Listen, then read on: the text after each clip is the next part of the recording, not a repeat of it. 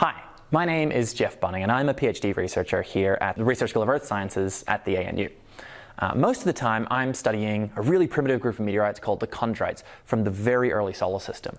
And part of the way that we know that they're from the birth of the solar system is by radioisotope dating.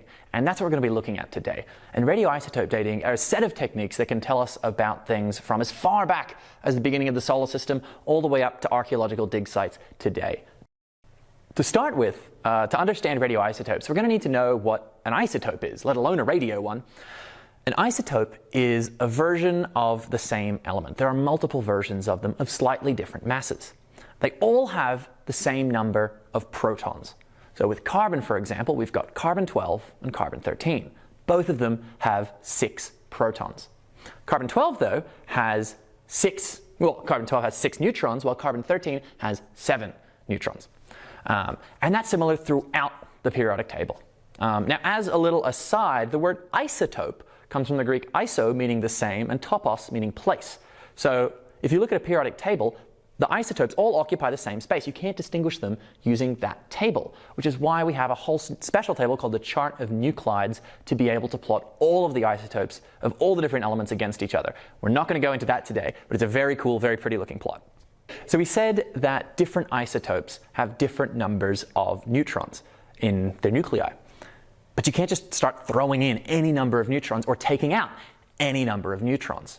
If you start doing that, the nuclei start to become unstable. I imagine them as these big wobbly balls, and they start to kind of like shake themselves apart as the forces that bind themselves together either start pushing things out or become too weak to actually hold the entire thing together. And those types of isotopes, those ones that are unable to stay together, are what we call radioisotopes or radioactive isotopes. They're unstable, and when they break apart or eject something, that's what we call decay. Now, for any given radioisotope, how long it takes each nucleus to decay is random. But if we have a whole population of them, millions and millions of them, the time that it takes for half of that radioactive isotope to decay is really, really predictable. And that's what allows us to be able to calculate time with how much of it is left from a starting point. And the time that those half-lives can take can vary from tiny, minuscule fractions of a second to billions of years. And that allows us to build up a series of what we call chronometers, if you want to, a series of clocks that work on different time scales. So this predictable decay is what allows us to date things.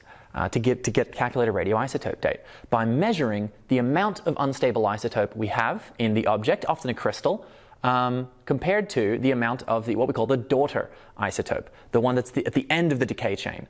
And we measure the relative abundances of those, and by comparing those with some other similar decay chains and similar daughter isotopes, we can build up a isochron line, and that's something that is that is what gives us our age. Now, radioisotopes are far more important than just clocks for a bunch of humans to figure out their place in the universe. Radioisotopes inside the Earth are what keep it hot inside, and that is what drives the dynamism of the Earth, our plate tectonics, volcanoes, things that are really important for life itself. But as well, one of the most important aspects of that is that it keeps the interior hot for the core. If our molten core were to cool, we would lose our magnetic field and we would lose the shield that protects us from the full brunt of solar and cosmic radiation and would wipe out life on Earth as we know it. So radioisotopes are much more than just clocks. They are something that keeps this planet alive.